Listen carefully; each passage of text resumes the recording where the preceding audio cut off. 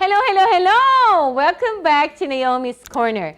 Today we will be making a very delicious chicken mozzarella pasta using our new limited edition product, the 6-quart Elite Sauté. Now, this is the last piece in the complete gourmet collection of Saladmaster, and it's only available in the month of October. This features the 24-karat gold inlays in the knobs and in the handles.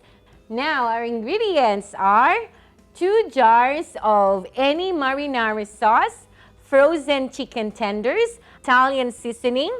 We have a block of mozzarella cheese, and of course, the egg noodle.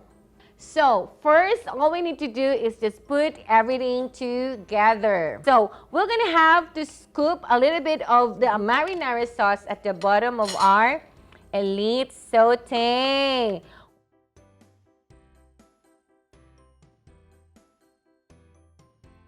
So now that we have the marinara sauce at the bottom of our Elite Sauté, all we need to do is, of course, dump our frozen chicken, okay, at the bottom. Okay, just like so. Okay, I think we can fit in 2 more. All right, so 8 pieces all in all. That's all you need to go. Okay, and then cover your chicken with the sauce. All right, and then after that, your pasta. And what I love about this is you don't have to boil your noodle. All you need to do is just put them together on top of your chicken. Now, what we can do here, just a tip, is to add a little bit of more sauce, you know, for each layer.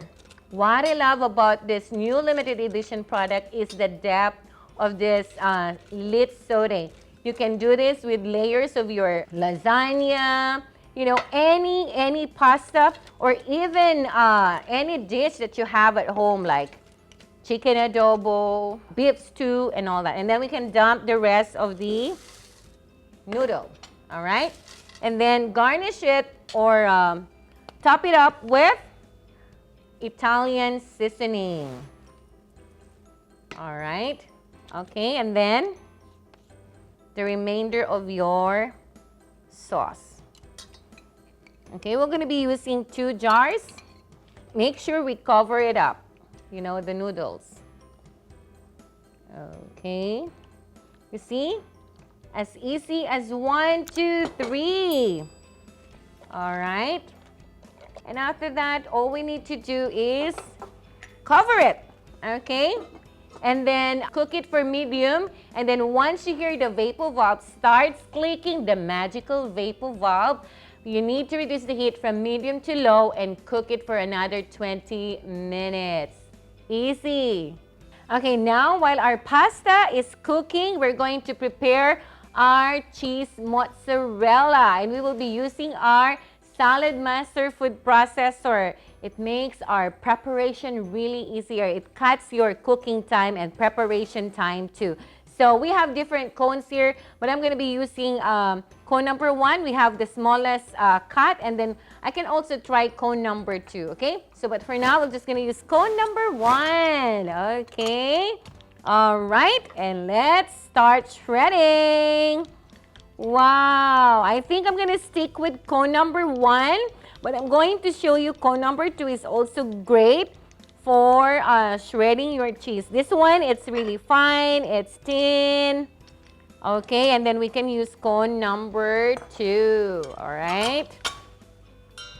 Okay, like what I said, this is an incredible tool in your kitchen. Okay, so you have grated the block of cheese in less than a minute. Look at that. Okay.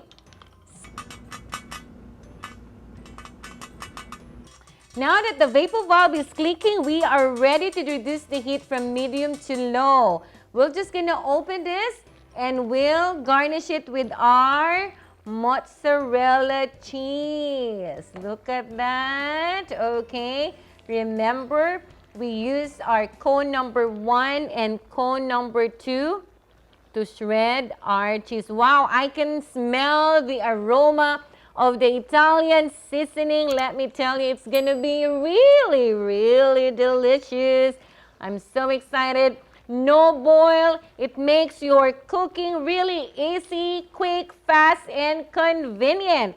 Okay, so we'll reduce the heat, cover it, okay, for like medium low, and then we're gonna be waiting for like about 50 to 20 minutes, and we are ready to serve our chicken mozzarella pasta.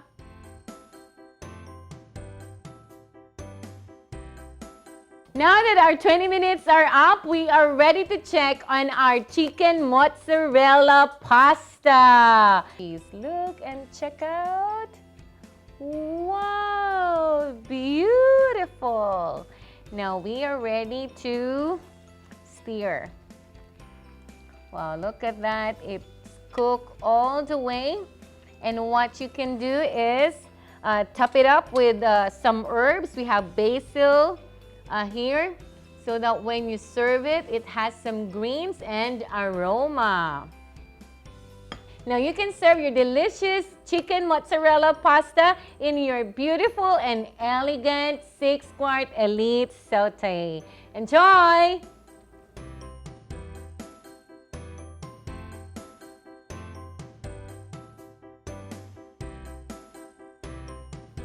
Don't forget to like and subscribe to Naomi's Corner for more delicious recipes using Saladmaster.